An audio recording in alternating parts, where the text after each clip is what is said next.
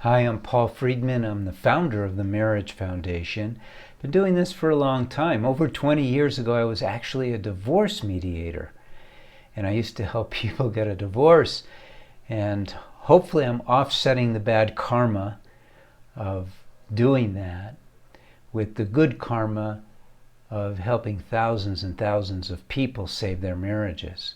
Now this topic, where my husband has so many women friends, this is an interesting topic because it's a tough one in our society today, because we're told by television, by movies, by books, by society at large, there's nothing wrong with that. And it's true. Morally, there is nothing wrong with it. But you're feeling like, wait a minute, there is something wrong with it, and it's triggering my jealousy. And, jealousy is an emotional response to something that is frightening you, that you feel that you're in danger of losing your husband to one of these female friends, even though the possibility may be so remote. So I'm going to deal with this topic in two ways. One, and I'm going to start with the part that you don't want me to start with. I'm going to start with the part that's about you. And stay with me because it's so valuable. You should subscribe to this channel so you can learn about marriage, learn more about yourself, learn more about your husband, because the approach that we have at the Marriage Foundation is not like mainstream. This is reality. So we begin with who you are, what you are. Most people look in the mirror, and if you're a woman, you go, I'm a woman. I'm a beautiful woman. And I'm sure you are. Men look in the mirror and they go, man, I'm a good-looking guy. If I were any better looking, they'd pass a law against it. We identify ourselves with what we see, which isn't the truth. The truth is that you're a soul. You're a chip off the old block. You're part of God. Your essence is soul. What is a soul? A soul is love without limitation, unconditional love, ever-expanding love, wisdom, ever-expanding wisdom, and joy. Now the body, because you have a body, you're a soul, you've taken on a body. In your case, you've taken on a woman's body. But you're not a woman, you're a soul who has a woman's body. And it's okay to identify as a woman, why not? It's cool, women are cool, men are cool. But you have to remember, I'm the soul. And the body is sort of like the last manifestation of you as a soul. You also have a mind. And the mind has accepted that your body is a female's body, is a woman's body. The truth is you're a soul. But during this very short time on planet Earth, you're a woman.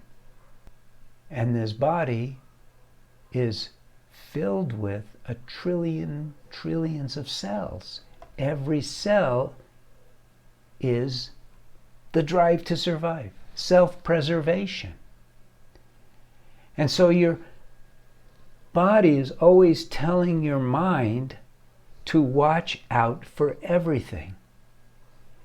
And one of the filters that we have is fear of losing that which we have. It's not just in the realm of your marriage. And we recognize this emotion, which is software in the mind, by what we call jealousy. What if I lose what I have to another person? And it takes different forms. And when you're married or when you're in a relationship, this jealousy takes the form which is selfish, not wrong. I'm just describing it as selfish, but I'm not saying selfishness is wrong. There has to be a degree of selfishness in your life or you won't survive. But it manifests as jealousy, and if we don't control it, it controls us. And it becomes jealous of things that are just impossible, because the jealousy takes on a life of its own.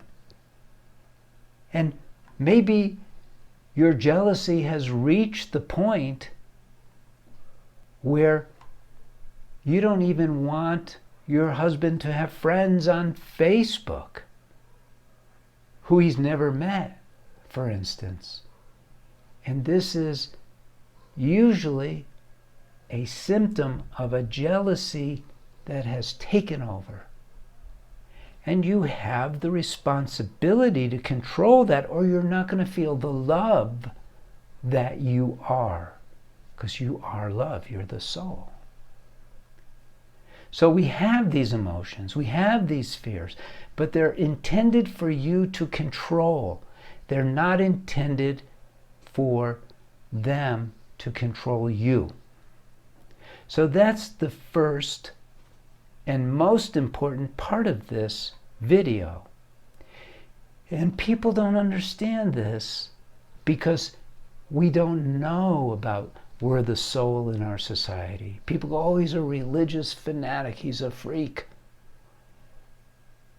But you have to understand what you are, so you understand truly who you are. Now, there's the other side. Because we're taught in this society that gender neutrality is important, that we're all the same. And in the business world and in the social world, mostly the business world, interacting with people of the other gender is normal. But it does have its threats. Because we have this body, if we're not well educated, we may allow the drive to procreate, which is subordinate to the drive to survive, we may allow that drive to interfere with our judgment. And men are famous for letting it interfere with their judgment. I cannot tell you how many men falsely think, oh, she likes me. They're just in a business situation and the woman is naturally smiling at him because she wants to do business, wants to make money, and from her point of view, she has no desire for him, but the drive to procreate within him responds. And then his imagination takes over. So he could be in danger. And we're not taught this. He's not taught this. He's taught it in a weird way. Like, watch out for women. All they want is blah, blah, blah. Stuff like that. Which isn't true. But again, women and men, all of us, are uneducated. So we are more susceptible to these temptations. Now, what do you do if your husband has a lot of female friends? What do you do? He shouldn't, but you can't tell him that because he'll resist. It'll create resentment. He'll feel pushed away, and you want him to feel pulled towards. So what do? It's simple. What you do is you become more tempting than any temptation out there.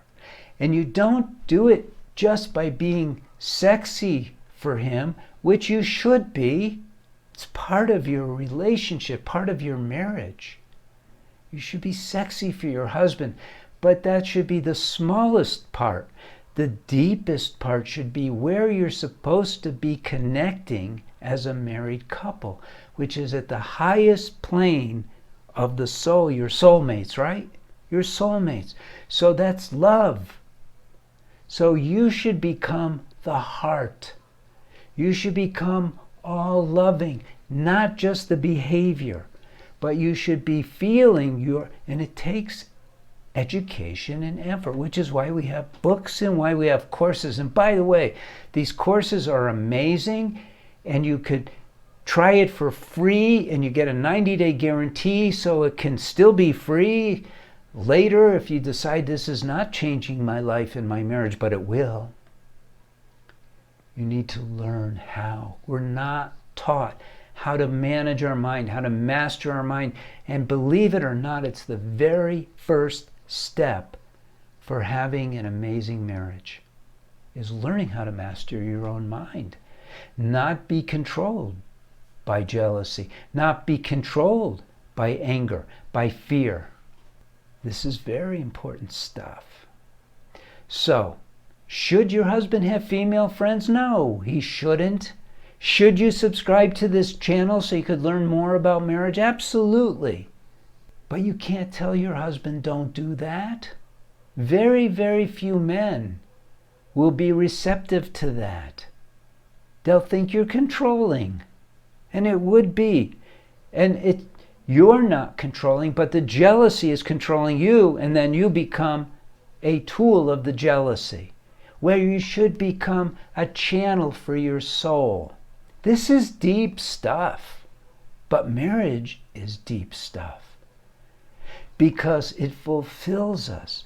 It's the place that God has given us to experience unconditional love, to learn how to do it, of course. How to have continuous, ever-increasing joy. Marriage gives you that when you know how to have a good marriage. So I hope this wasn't too complicated. Leave a comment. Let me know you got it, okay? Sometimes I speak at a level that goes over people's heads, frankly, and not because you're stupid or anything like that, but it's so unfamiliar to us. I mean, most of our education comes from movies and TV, not from school. How much do you remember from school? I don't remember much. I remember getting in trouble in algebra class because I was bored stiff. So, I'm Paul Friedman. I founded the Marriage Foundation. We're here to serve you. Like the video, leave a comment. God bless you. Thank you for spending time with me, and take care.